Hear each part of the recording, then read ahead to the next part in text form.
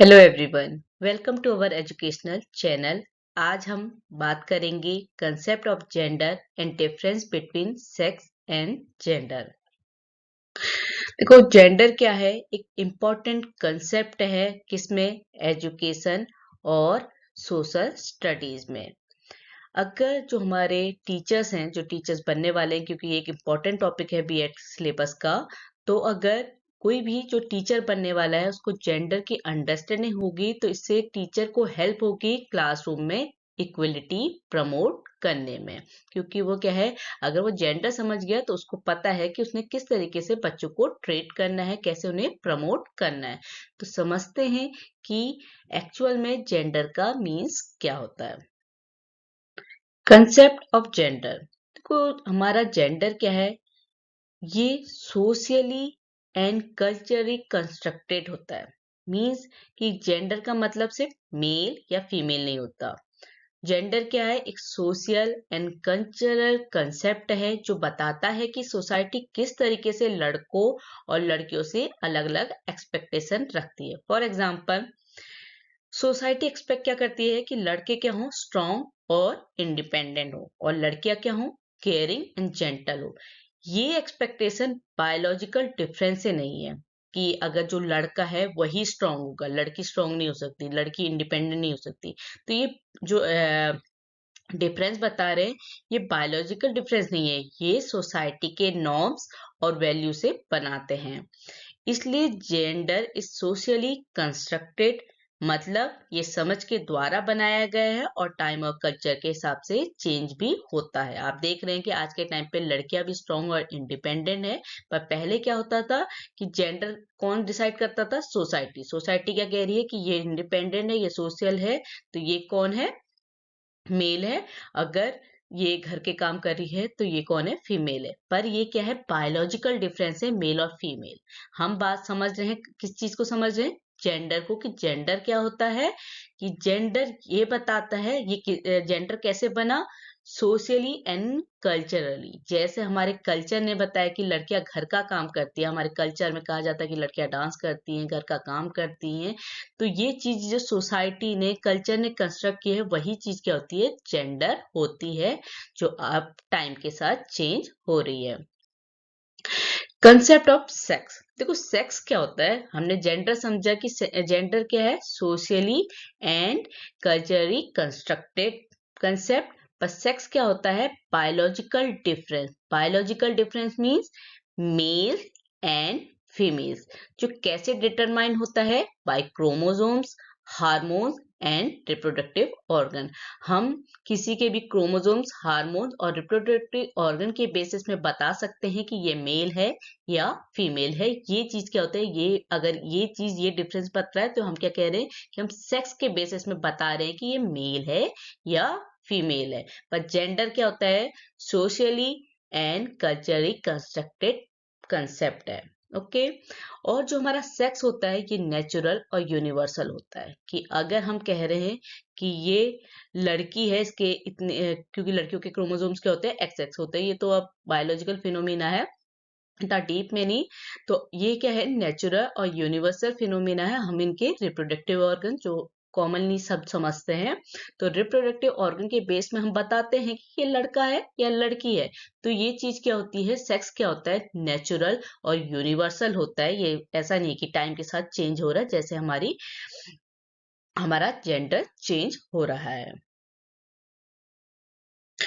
Difference between sex and gender. देखो, पहला जो हमारा मीनिंग के बेस में हम समझ गए कि सेक्स क्या है? Biological difference between male and female. और जेंडर क्या है? Social and cultural roles, behaviour and expectation. जो सोसाइटी ने एक्सपेक्ट किया हमसे, जो सोसाइटी का बिहेवियर है, वही चीज क्या होता है? जेंडर डिसाइड करता है। तो पहला डिफरेंस क्या है? मीनिंग के बेसिस में।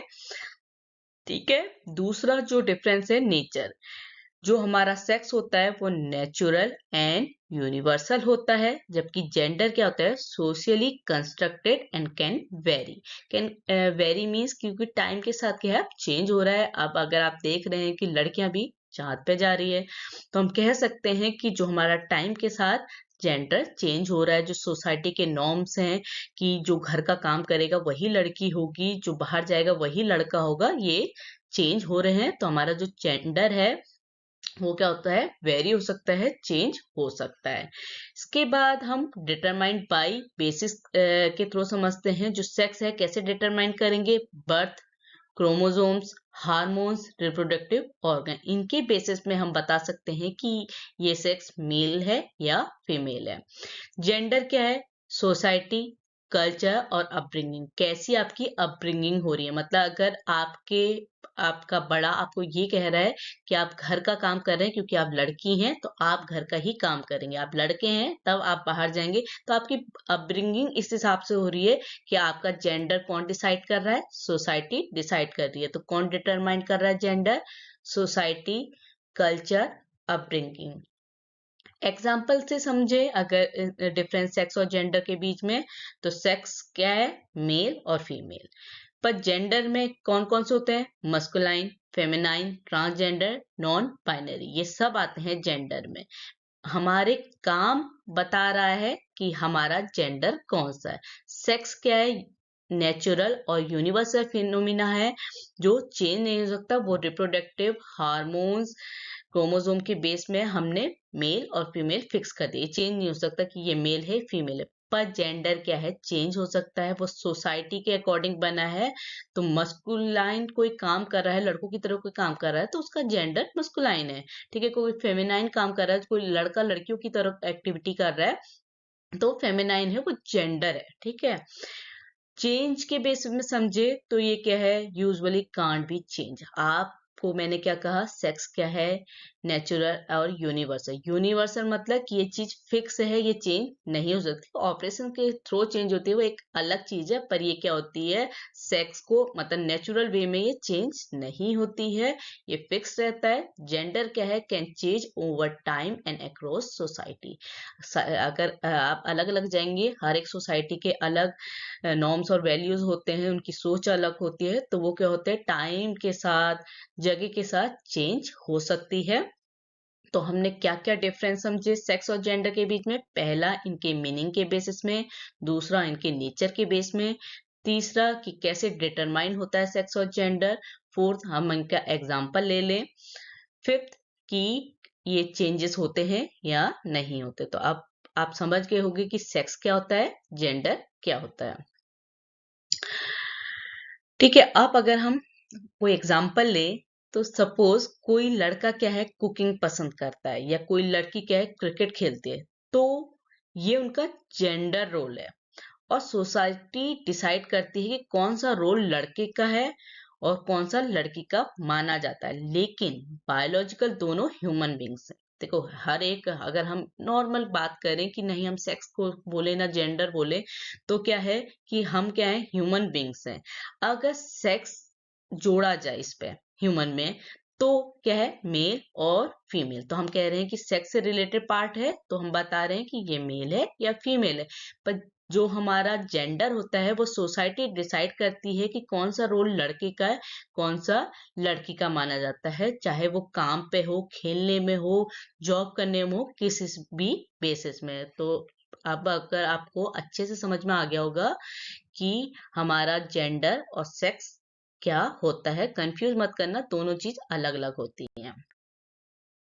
एजुकेशनल इम्पोर्टेंस की बात करें तो टीचर को क्या है, जेंडर के बारे में पता होना चाहिए कि मैस्कुलाइन, फेमिनाइन, ट्रांसजेंडर सबके बारे में पता होगा, तो क्लासरूम में क्या है, इक्वलिटी बनी रहेगी, जिससे जो जेंडर बायस है टीचिंग मेथड, एक्टिविटीज, करिकुलम में वो अवॉइड होगी। अवॉइड मीन्स क्या होता है कि देखो, अगर कोई लड़की खेलने में अच्छी है और आप कह रहे हो कि आप तो लड़की हैं, आपको खेलना नहीं, आपको क्लास में बैठना है, टीचर कह रही है कि नहीं आप लड़की हैं, आप बाहर खेलने नहीं जा सकते, तो इससे क्या है कि वो बच्चा जो जेंडर के अकॉर्डिंग खेलने में अच्छा है, आप उसको सेक्स के अकॉर्डिंग रोक रहे हैं।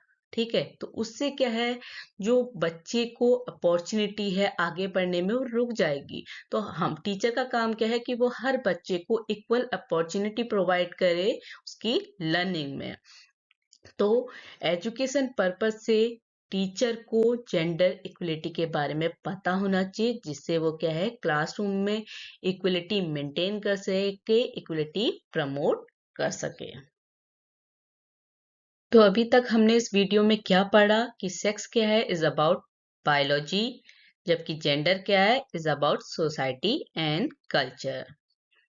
ठीक है, अब अगर आप टीचर बनने वाले हैं, बीएड स्टूडेंट हैं, तो आपको ये समझना जरूरी है कि एजुकेशन सिस्टम सभी जेंडर्स के लिए इक्वल अपॉर्चुनिटीज और रिस्पेक्ट प्रोवाइड करे, क्योंकि जेंडर में आपके मस्कुलाइन, फेमिनाइन, ट्रांसजेंडर ये सब आते हैं। तो अगर आप बच्चों को इक्वली ट्रीट करेंगे, इक्वल अपॉर्चुनिटीज देंगे, तो क्या है कि वो अच्छे से लर्निंग कर पाएंगे और उनको साथ ही रिस्पेक्ट भी देनी होती। ये नहीं कि कोई अगर मतलब लड़कियों की तरह काम कर रहा है लड़का, तो आप उसको रिस्पेक्ट ना दें या उन्हें अच्छे से ट्रीट ना करें।